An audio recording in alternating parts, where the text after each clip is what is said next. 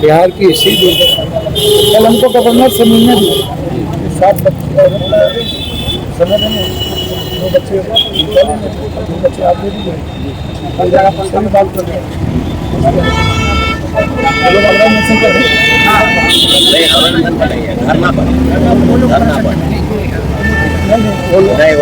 धरने पर है।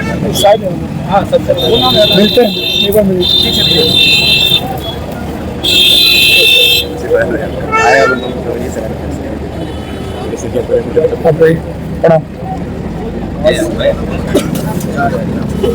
भैया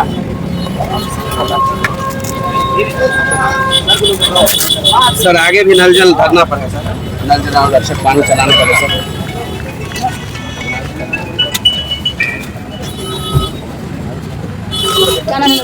मेरा नाम जानवी है, मेरा घर समस्तीपुर है। तो किस चीज के लिए जो है मतलब कि गर्दनी बाग धरना स्थल पे जो है अमन भैया के साथ आप भी मतलब कि हैं, तो क्या कारण क्या वजह रही होगी कि यहाँ पर आए हैं? पापा लोग, मम्मी लोग, भाई लोग, बंधु लोग, ओतिया गोतिया नहीं, सब लोग बच्चे जानते हैं कि आप गर्दनी बाग धरना स्थल पे हैं रात में 11-12 बजे। देखिए, सबसे पहला सवाल था आपका कि हम यहाँ किस लिए। पूरे बिहार में जो परीक्षा लीक की सरकार बनी पड़ी है, तमाम प्रतियोगी परीक्षाओं में अनियमितता के खिलाफ हमारी लड़ाई है। चाहे वो 17वीं बीपीएससी की परीक्षा हो, जहां रैंक 3 घोषित किया जाता है, उसका कॉपी खाली रहता है। आयोग के पास कोई डाटा नहीं है कि कितने सरकारी बच्चे हैं और कितने सीबीएसई बोर्ड के बच्चे। तो क्या मजाक कर रही है सरकार हम युवाओं के साथ? बीएसएससी की भर्ती 3 सालों से लंबित है। दरोगा पीटी मेंस की पेपर लीक है। यहाँ पे स्वास्थ्य विभाग से ड्रेसर वाले अभ्यर्थी हैं। तो तमाम परीक्षाओं में अगर अनियमितता होगी तो हम छात्र नौजवान यूं ही कब तक बैठे रहेंगे?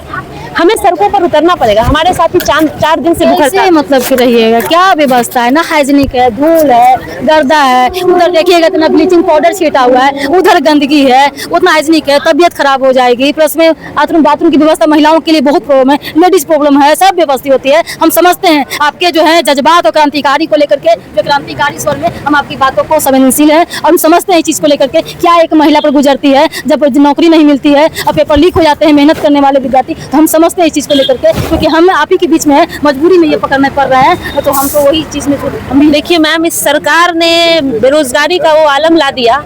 मैंने 3 साल से मैं प्रतियोगी परीक्षा की तैयारी कर रही हूँ। मेरा मास्टर्स हो गया है, मैं पीएचडी की भी तैयारी कर रही हूँ, साथ बीपीएससी एडीओ की अभ्यर्थी रह चुकी हूँ। और तमाम परीक्षाओं में तैयारी करने के बाद भी अगर सिर्फ मुझे पेपर लीक मिलेगा और मुझे माँ से कहना पड़ेगा कि मेरी नौकरी स्टाल भी नहीं लगी, तो इससे बेहतर है कि गर्दनी बाग में मेरी शहादत हो जाए। दूसरी बात आपने कहा घर से कफन बांध के आए। बिल्कुल, मैंने अपने घर में भी बगावत की है। हम महिलाएं हैं, हमारी लड़ाई सिर्फ सरकार से नहीं, हमारे साथ भी बगावत करना, हमारे घर परिवार रिश्तेदारों से लड़ाई है। मेरी माँ ने कहा था कि ये मुश्किल है, तुम मत करो, ये दिल्ली नहीं है। पता है कि यहाँ पर है? नहीं, मेरी माँ को नहीं पता। मैंने बस कहा था कि मैं भूख हड़ताल पे बैठूंगी, पर मेरी माँ की इजाजत नहीं थी। मैं उनके खिलाफ, लेकिन मैं उनका सम्मान करती हूँ और मुझे लगता है कि वो मेरे पे गर्व करेगी, क्योंकि मैंने जो लड़ाई चुनी है वो बेशक दूर तक जाएगी, कठिन है, लेकिन हम इस लड़ाई को जीतेंगे। साथी अमन को भी हम बहुत सलाम करते हैं कि वो 4 दिन से बिना कुछ खाए पिए छात्र नौजवानों की लड़ाई लड़ रहे हैं। जो छात्र अपने हक के लिए नहीं लड़ रहे हैं, ये उन नौजवानों की भी लड़ाई लड़ रहे हैं। तो हम इनको सलाम करते हैं और हम कहते हैं कि हम बेटियां भी जो आधी आबादी कहलाती हैं, हम आपके साथ हैं और आप इस लड़ाई को लड़िए और मजबूती से लड़िए। और बेशक समय लगेगा, लेकिन हम इस तानाशाह सरकार के खिलाफ लड़ेंगे। कभी बेटियां को नीतीश कुमार जी इस हालत में अगर जानते देखते तो भी रो के कलप जाते।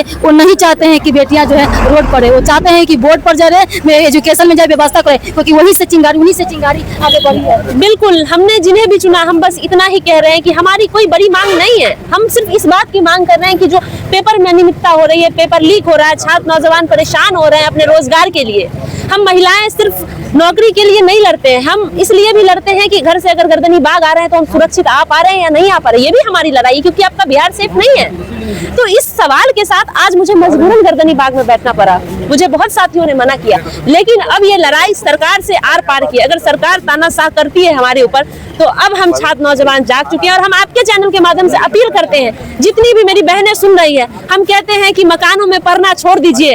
आप किस लिए पढ़ रहे हैं जब आपका पेपर ही सुरक्षित नहीं है, पेपर लीक हो जा रहा है, सरकार आपके साथ नहीं है? तो पहले आप ये लड़ाई लड़िए कि जिसके लिए हम पढ़ रहे हैं वो व्यवस्था सुधर जाए और हम छात्र नौजवान गरीब मजदूर के बच्चे जब पढ़े तो रोजगार के लिए पढ़े, पेपर लीक के लिए ना पढ़े, रोजगार के लिए पढ़े। तो ये लड़ाई बेशक लंबी होगी मैम, लेकिन हम आपके चैनल के माध्यम से कहते हैं कि हम इस लड़ाई को जीतेंगे। जब महिला जब शेरनी दहाड़ती है तो ऊपर वाले भी जब चंडी या दुर्गा का जब अवतार लेती है, काली का जब अवतार लेती है, तो सरकार को तो झुकना ही पड़ता है। जी बिल्कुल। आज आप आगे को रिप्रेजेंट कर रही हैं, कभी भी मुख्यमंत्री जो है नीतीश कुमार जी कभी नहीं चाहेंगे कि आप जो है मेरी बहन बेटी बहू जो है रोड पर गर्दनी बाग के धूल फाके और जो गंदगी जो पीछे है ब्लीचिंग पाउडर है, सफाई भी चीज नहीं है, उस चीज में रहे। आजादी के 80 साल लोकतंत्र का पर्व कुछ दिनों पहले मना रहे थे। क्या सच में ये गांधीवादी देश है?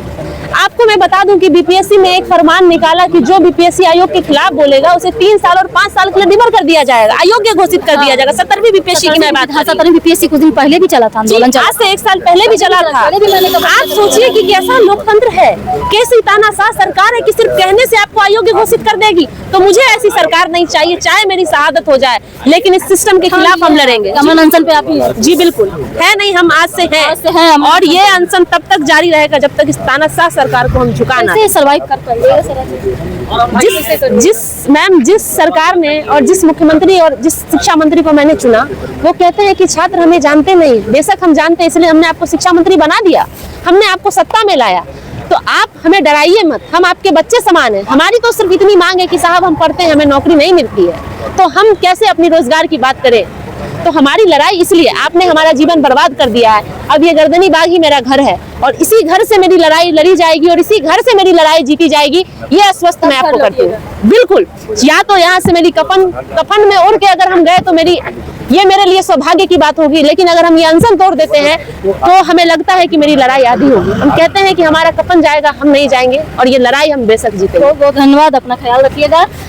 के लिए देख रहे हैं कि गर्दनी बाग धरना स्थल पर देखिए जो महिलाएं का आवाज जो कुहाक करके रो रही है। अमन अनशन पे देखिए महिलाएं जो है पढ़ती है, लिखती है, सशक्त होती है, इसका दर्द तकलीफ कौन जाने। जब जन्म लेती है बेटी हो ले, बहुत बेटी है, उसके बाद फिर जब होता है तो बड़ी होती है, तो कभी भाई के संरक्षण में, तो कभी पिताजी के संरक्षण में, शादी के बाद पति के संरक्षण में, फिर अपने जो है जब बेटे बहू के संरक्षण में, ऐसे करते करते बुढ़ापा करते करते आखिर आज़ादी नहीं मिल पाती है। तो ये तमाम बात की गर्दनी बाग धरना स्थल पर आई हुई है लोग जो है महिलाएं यहाँ पर जो है अमन अनशन पे आज से कर रही है। तो सरकार को इस चीज़ को लेकर के देखनी चाहिए। आपकी सरकार है, कहीं पाकिस्तानी कहीं बांग्लादेशी के लोग नहीं है, ये सब जो है बिहारी है, आपकी ही जनता है। मुझे उम्मीद है, मुझे डबल इंजन पांचों पुत्र की सरकार पे भरोसा है कि आपकी सरकार जो है जरूर सुनेगी। आपकी जय हिंद, जय भारत। देखते रहिए डी कल्चर लाइक सब्सक्राइब करें, तो फॉलो करें। जय जय श्री राम।